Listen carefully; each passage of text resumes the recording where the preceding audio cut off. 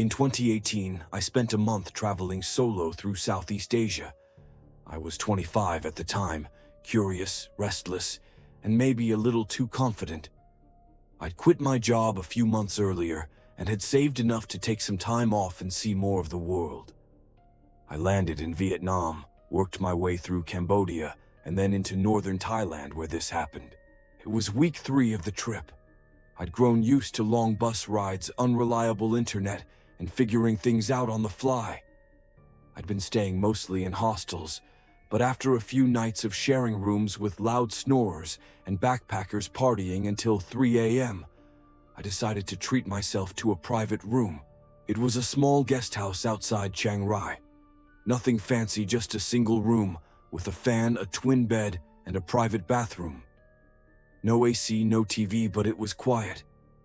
The property was surrounded by tall trees and sat at the end of a narrow road. The woman who ran the place lived in the front house with her elderly father. She was polite but distant, like she didn't really care who came and went. The first night was uneventful.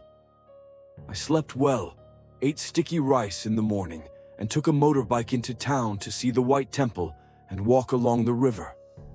I got back to the room around 9 p.m., sweaty and tired. The air was thick and still, no breeze. I showered, ate some crackers, and lay down with the window open just a few inches. That's when I started to feel it, that weird weight you sometimes get when something isn't right. It wasn't fear exactly, just alertness. I heard movement outside. Not footsteps, not talking, just movement. Like someone dragging something along the gravel outside my window. I turned off the fan to hear better. Silence. Then the sound again, this time closer. A single scrape. Then stillness. I sat up and looked out the window. Nothing. The moonlight barely touched the ground. There was no fence around the property, no gate. Technically, anyone could have walked in off the road, but there was no reason to. I got up, shut the window, and locked the door. That was the first time I felt a little uneasy traveling alone. The next night, something strange happened. Around 2 a.m., I woke up to the sound of a knock. Not on the door, on the window. 3 soft taps, then silence. I didn't move. I just stared into the dark, listening. No footsteps, no voices. Just those 3 knocks replaying in my head. In the morning, I convinced myself it was a tree branch, or a dream, something boring. But I noticed something outside the window when I left to grab coffee. In the dirt under the window was a bare footprint. Just one. No shoes, just the heel and toes pressed into the dry soil. I showed it to the woman who ran the place. She shrugged and said, maybe someone from the village passed through. But there were no other buildings nearby. That evening I stayed inside. At around 10:30 the power went out. It wasn't a storm. No wind, no rain. Just click, everything went dark. I grabbed my phone for light. No service. The window which I'd shut was now open a crack. I know I'd locked it. My phone battery was down to 12%, and I didn't want to waste it using the flashlight. I lay there in the heat, sweating, barely breathing. At 2:07 a.m., I heard the knock again. 3 times. Slow. Precise. This time on the door. I didn't answer. I didn't move. After a full minute, I heard the knock again on the bathroom door. From inside. That's when I got up, grabbed my bag, opened the main door, and ran across the lot to the main house. The woman opened the door without surprise, like she'd been waiting. I told her someone was inside my room, that something was wrong. She just nodded and said, "Don't stay in that room again." I slept on the floor of the front room that night. The next morning, I checked out. She didn't charge me. She didn't ask any questions. Before I left, I asked her who else had stayed there. She said no one had rented that room in nearly a year. I asked why. She said, "You're not the first to leave early." I flew home 3 days later. I don't tell this story often, not because I think no one will believe me, but because part of me feels like I left something unfinished there. Like whatever knocked on the window is still waiting, still listening. I haven't traveled alone since. In 2019, I took a solo backpacking trip across Southeast Asia. I'd quit my job after a messy breakup and felt like I needed to disappear for a while. Thailand was where I started. Then I went into Laos and eventually found myself in central Vietnam. That's where this happened, just outside Dalat. It's a popular spot for backpackers.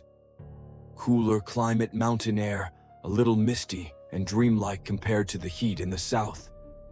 I found a cheap homestay through a friend of a friend, just one private room behind a family's house, perched on a slope with a view of pine trees and low fog in the mornings. The room was simple: a bed, mosquito net, tiny desk, and a wooden shutter window. The door locked with a rusty padlock from the outside, but the host family was friendly. The father barely spoke English, but the teenage son helped translate.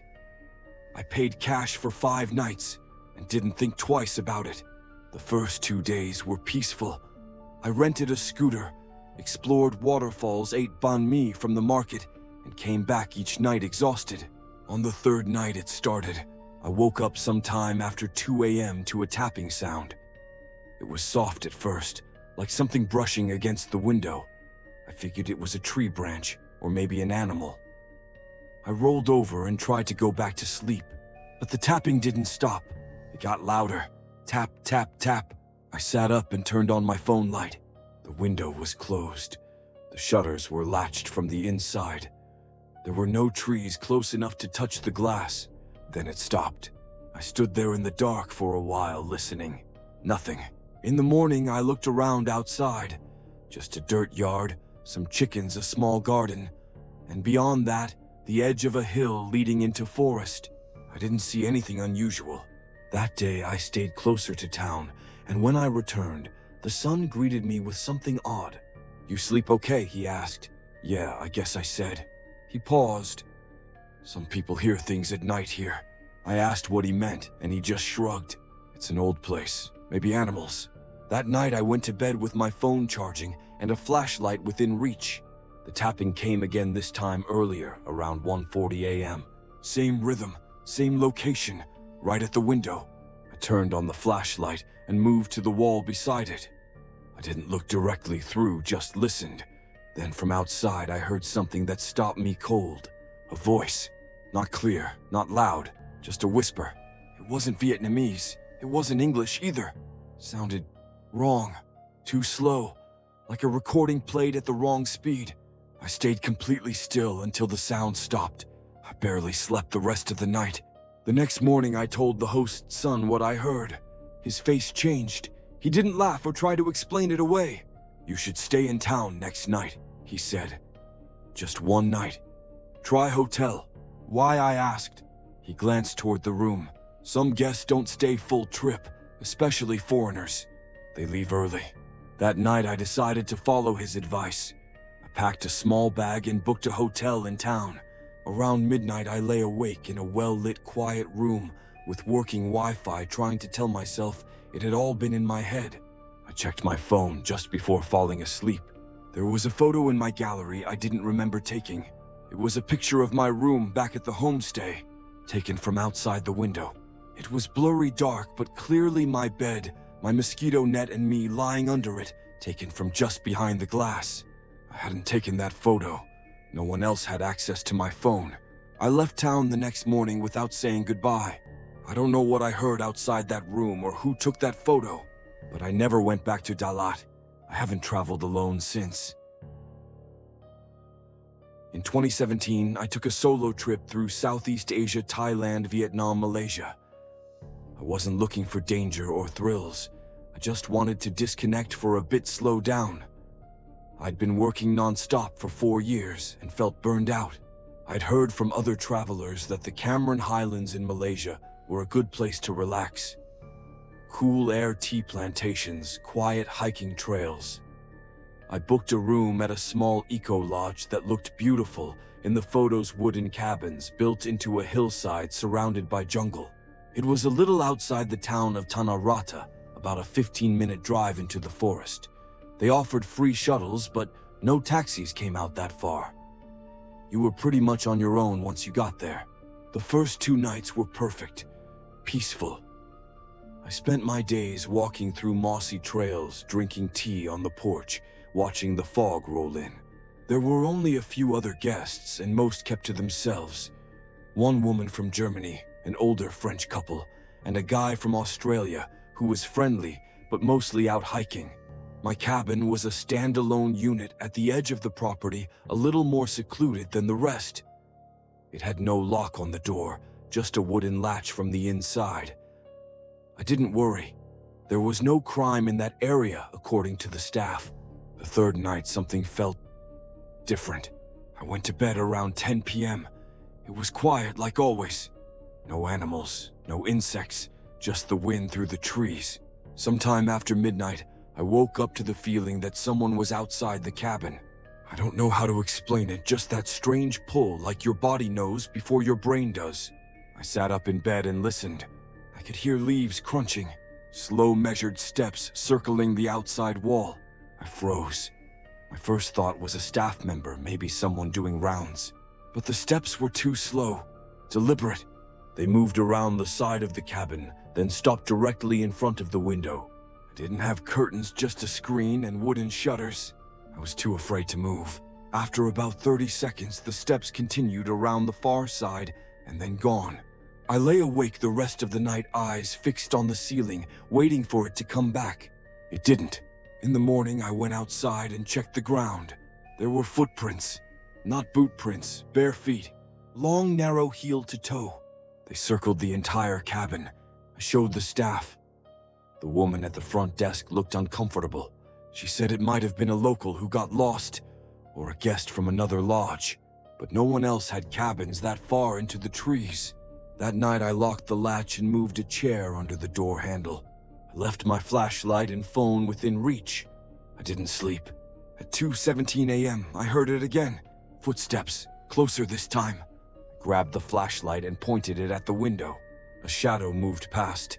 I couldn't see the face, just the silhouette of a person standing completely still. Then they knocked, just once. A single heavy knock on the wood, then silence. I stayed frozen for what felt like an hour. When I finally moved, I didn't turn the flashlight back on. I just sat in the dark listening. It never came back that night. In the morning, I packed my things. I didn't wait for the shuttle.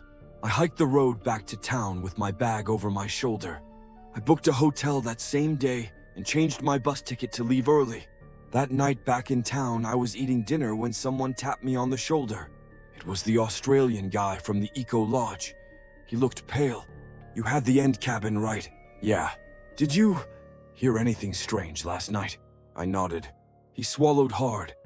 "I heard someone walking outside mine, too. But when I opened the door, there was no one there."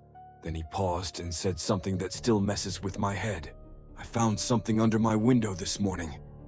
A rock, and scratched into it like with a nail was the word, 'stay.'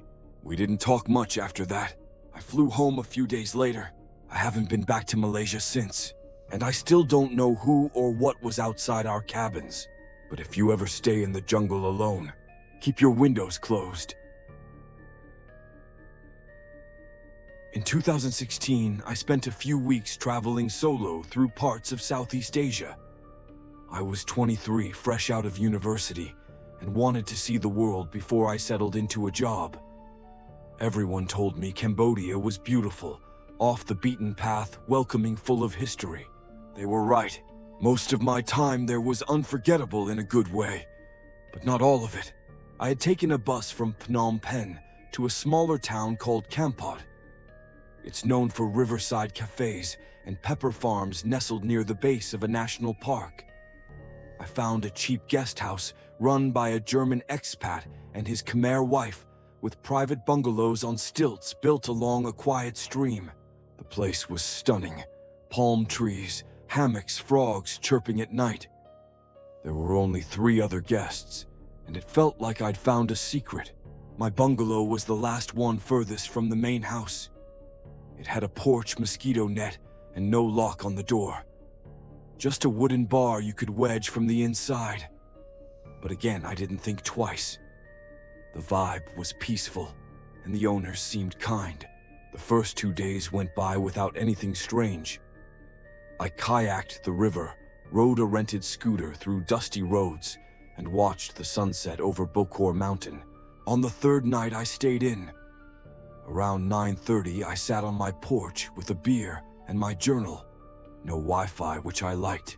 Just a lantern, my thoughts, and the sounds of the jungle. Then I heard something in the trees. Not a branch falling, not an animal rustling. Footsteps. Not on the path in the forest, maybe 20 feet from where I sat. They were slow, deliberate, crunching leaves and snapping small twigs. I stood up and turned off the lantern. The footsteps stopped. I stared into the dark, trying to adjust my eyes. Nothing. Then just as I turned to go back inside, I heard a soft whistle. A human whistle. Not a tune, just a long single note. Drawn out, hollow. It came from deep in the brush. I shut the door, dropped the wooden bar across it, and sat on the edge of the bed, frozen. Nothing else happened that night. The next morning, I mentioned it to the owner while drinking tea. He frowned, then gave a casual shrug. Sometimes people from the hills come down. Not dangerous, just curious. I tried to forget it. Told myself it was probably a local passing through. But something about the way he said curious didn't sit right. That night, I made sure the door was secured and left the lantern off. Sometime after midnight, I woke up to a sound I still don't like thinking about. Someone was breathing outside the window. Not snoring, not panting. Just steady, heavy breathing like someone standing inches from the wall. My bed was maybe 3 feet from the window. I didn't dare move. The mosquito net cast a faint shadow, and I didn't want to draw attention to myself. Then the breathing stopped, and I heard the same whistle. This time it was closer, and it came from behind the bungalow. A second later, something tapped the wooden slats beneath the floorboards, 2 knocks. Then silence. I stayed frozen until the sun started to rise. When I finally opened the door, there were wet footprints on the porch. Bare feet, long, thin toes, no shoes. I followed them down the stairs and watched them fade into the dirt path right where the forest started. I packed my bag and left without checking out. Took the first minivan I could find heading back to Phnom Penh. 2 days later, I got a message through the booking app. It was from the guest house owner. "Hope you're okay," it said. "We found this in your room." Attached was a photo. It was my journal, open to a page I hadn't written on, but someone had. One line in shaky handwriting. "Why didn't you answer? I haven't gone back to Kampot, and I don't sleep near open windows anymore."